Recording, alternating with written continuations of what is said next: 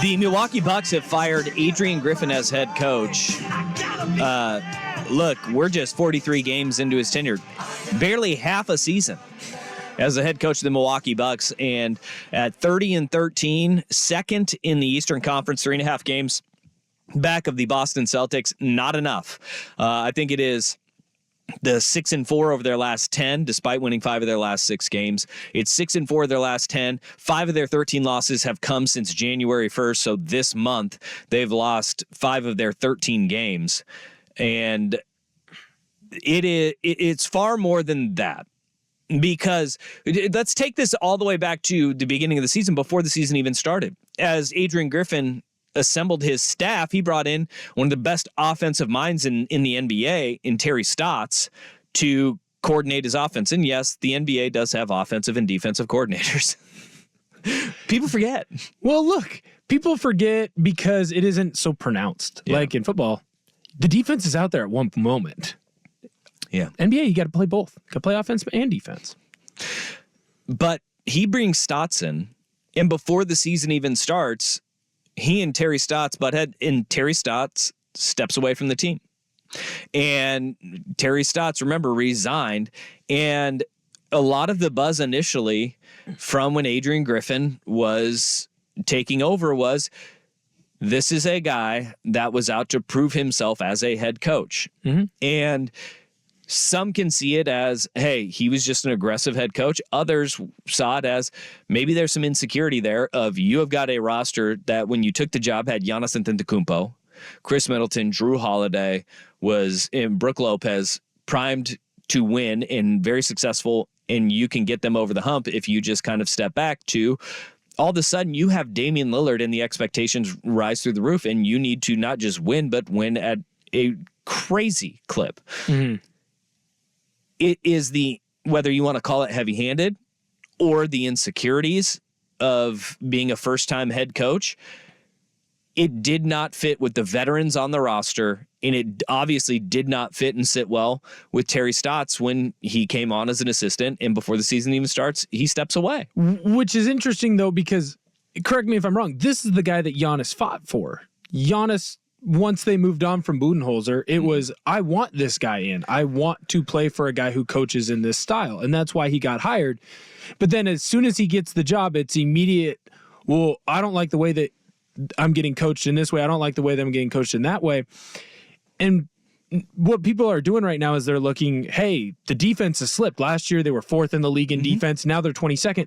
Well, yeah, you lost Drew Holiday. And yes, you lost one of the best perimeter defenders in the league, and you replaced him with Damian Lillard. Right, and Damian Lillard, miles better offensively, but defensively, you have to take a step back. Yeah. And you're also asking other players to now do more on the defensive end because Drew's not there, so guys are more out of position. I just don't totally understand this, and I'll never understand why a team, like in football, they'll move on from a coach in the first season. They'll get a season gone, 2 seasons gone. It's the same thing in the NBA.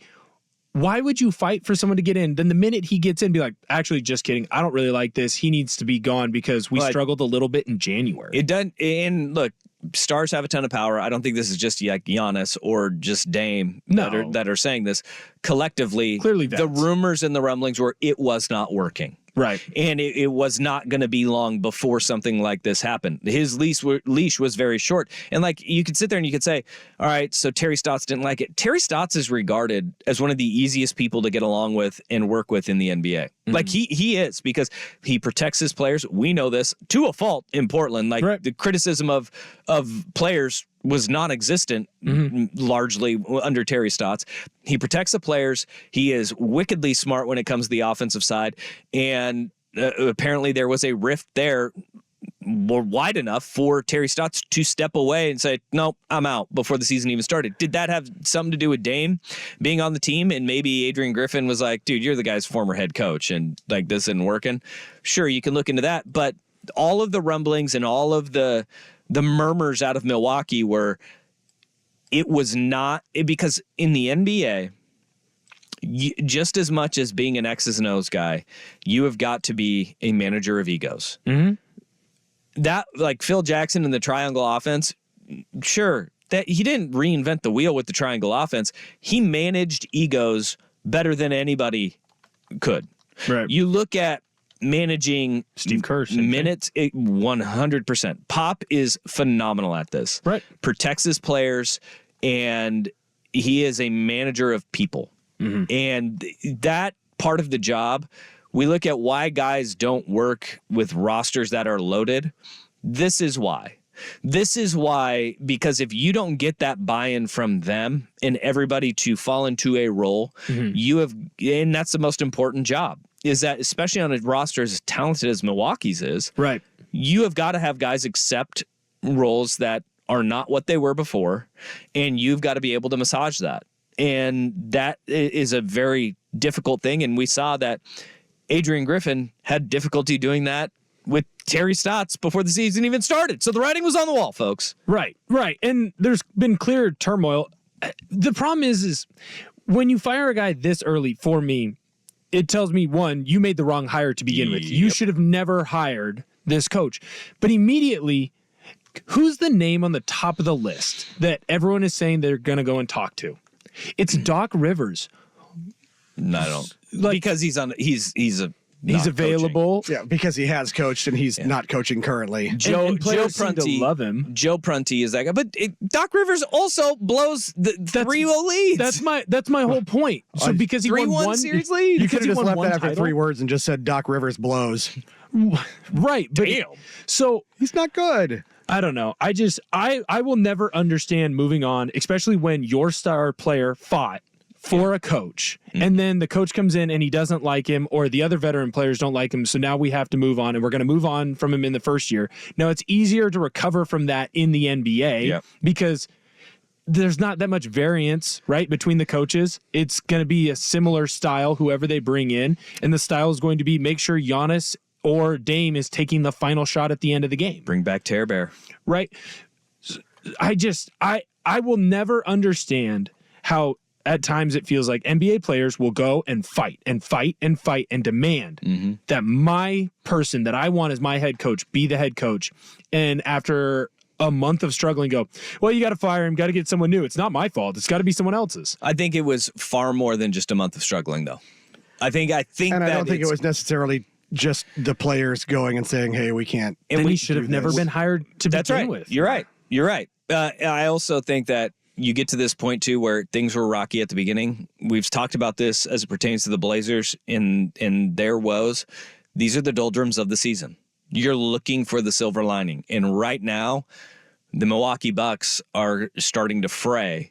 And the great coaches, they kind of keep bringing guys together, right? And we can criticize Joe Mazzulla all we want for some of the quirky things that he says in Boston. Who's got we taking? Dude wins at an unbelievable clip.